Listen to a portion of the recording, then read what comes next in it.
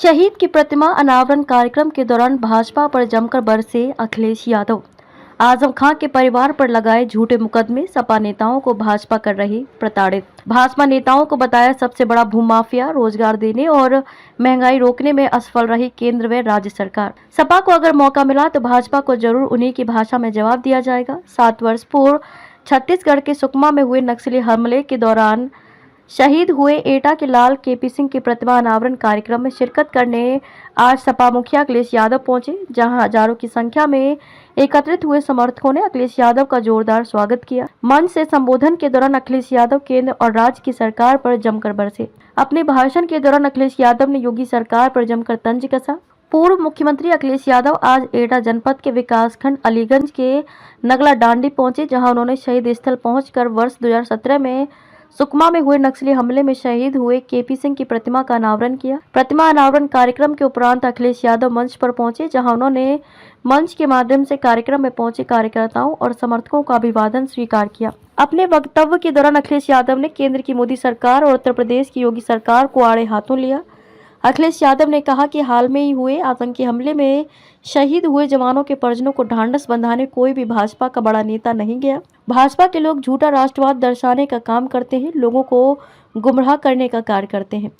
भाजपा की सरकार महंगाई रोकने और बेरोजगारी के मुद्दे पर असफल रही है। अखिलेश यादव ने कहा कि देश में झूठों की सरकार चल रही है। भाजपा के लोग झूठे वादे कर लोगों को लुभा कर सत्ता हासिल करते हैं। अखिलेश यादव ने अपने भाषण के दौरान कहा कि सपा नेताओं पर फर्जी मुकदमे लगाकर जेल में ठूंसा जा रहा है। इसी दौरान अखिलेश यादव ने आजम खां के परिवार का हवाला देते हुए भाजपा पर फर्जी मुकदमे लगाकर जेल भेजने का आरोप भी जड़ दिया। अखिलेश यादव ने तंज कसते हुए कहा कि योगी सरकार ने ट्रैफिक पुलिस से ज्यादा सांडों की भर्ती कर ली है। सड़कों और हाईवे पर आपको नजर आते होंगे। मस्करी करते हुए अखिलेश यादव बोले, अगर ज्यादा सांडों पर चर्चा की तो भाजपा वाले बोलेंगे कि वह तो हमारे नंदी हैं। बोलते हुए अखिलेश चुटकी लेते नजर आए। उन्होंने कहा कि भाजपा की सरकार में किसान, नौजवान, हर तबके के लोग परेशान हैं। भाषण के दौरान अखिलेश ने अपने समर्थकों से 2024 के चुनाव में भाजपा को उत्तर प्रदेश से उखाड़ फेंकने का संकल्प लिया। पत्रकारों से बातचीत के दौरान अखिलेश यादव भाजपा पर जमकर बरसते नजर आए। उन्होंने कहा कि आगामी लोकसभा का चुनाव देश का संविधान बचाने का चुनाव है। ये वही भारतीय जनता पार्टी है जिसने नई लोकसभा बनाई और उसी लोकसभा में सबसे ज्यादा सांसदों को निकाला जा रहा है।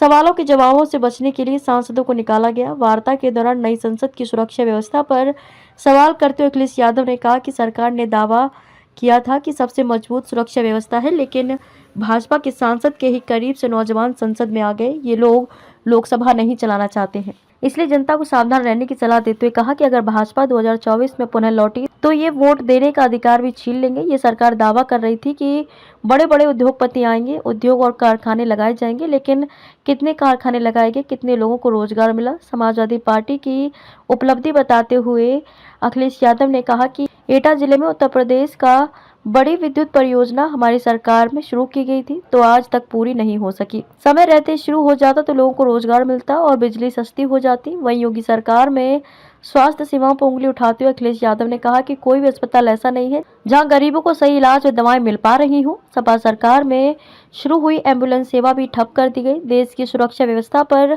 सवाल करते हुए अखिलेश यादव ने कहा कि कानपुर के शहीद के शव को खोलने से मना किया गया। क्या इतने कमजोर हो गए हैं हम लोग? चीन ने भारत के अधिकांश हिस्सों पर कब्जा कर लिया है। आने वाले समय में उन हिस्सों में जाने पर पासपोर्ट मांगा जाएगा। मैं तो कहता हूँ कैलाश और मानसरोवर भारत में कब मिलेंगे? कि नहीं जाएंगे। और फिर जिस कॉफिन में जो शहीद आया था कहा गया ये कॉफिन नहीं खोला जाएगा, तो सोचिए हम इतने कमजोर दिखाई दे रहे हैं सीमा पर। आप तो लाल आंखें दिखाना चाहते थे, अब आपने आंखें बंद कर ली और चीन से लेकर के दूसरे देश आपकी जमीनें कब्जा कर रहे हैं। और एक दिन आएगा कि आपको बहुत से इलाकों में जाने के लिए जो भारत का इलाका था आपको पासपोर्ट चाहिए होगा। आपने मानसरोवर यात्रा की बात की, क्या भारत ये कह सकता है कि मानसरोवर हमारा है? आप बहुत बड़े तीर्थ स्थान की बात कर रहे हैं। हमारे पत्रकार साथी पूछें कब जाओगे। अगर हम ये आपसे पूछें कि बीजेपी के लोग हमसे पूछते हैं अयोध्या कब जाओगे, हम बीजेपी के लोगों से पूछते हैं कि कैलाश और मानसरोवर कब भारत में आएगा। अखिलेश जी, अगर छोटे दलों की बात की जाए तो पिछले चुनावों में छोटे दल आपके साथ जुड़े, क्या इंडिया गठबंधन में छोटे दल मिलेंगे? बहुत से दल हैं और दल जोड़े जाएंगे। बहुत से दल हैं अभी, लेकिन लड़ाई शुरू हो चुकी है, मन बनाया जा चुका है कौन कहाँ लड़ेगा, उसकी तैयारी समाजवादी पार्टी ने कर ली। और समाजवादी पार्टी अभी हमारे एटा के सभी नेता कार्यकर्ता बैठे थे। हमारे पूर्व सांसद देवेंद्र यादव जी थे, कैलाश यादव जी थे, पार्टी के अध्यक्ष थे, पदाधिकारी थे और भी जिम्मेदार नेता थे। उन सबसे राय मशवरा लिया है, उनकी जो भावना है उसी भावना से हम लोग फैसला लेंगे। देश की जीडीपी को क्या कहेंगे? क्या देश की जीडीपी के बारे में ये बोलेंगे कि हमारे मुख्यमंत्री जी हैं, वो कह रहे हैं $1 ट्रिलियन इकोनॉमी, और $1 ट्रिलियन इकोनॉमी बनाने के लिए 30 की ग्रोथ रेट चाहिए, 30%। क्या संभव है आपको? तो इसलिए जो व्यक्ति अपने नाम के आगे योगी लिखते हों और योग न कर पाते हों, तो उनसे जीडीपी की बात क्यों करते हो? वो बात अंग्रेजी में इसलिए बोलते हैं जिससे आप लोग समझ ना पाएं।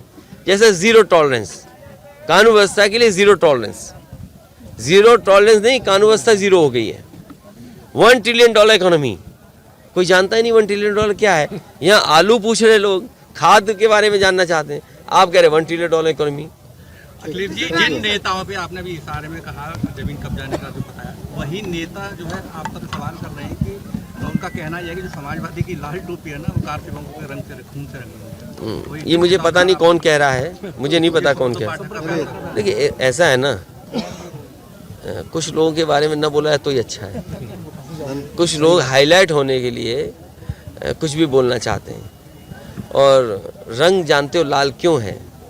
ये रेड कलर इमोशन का कलर है।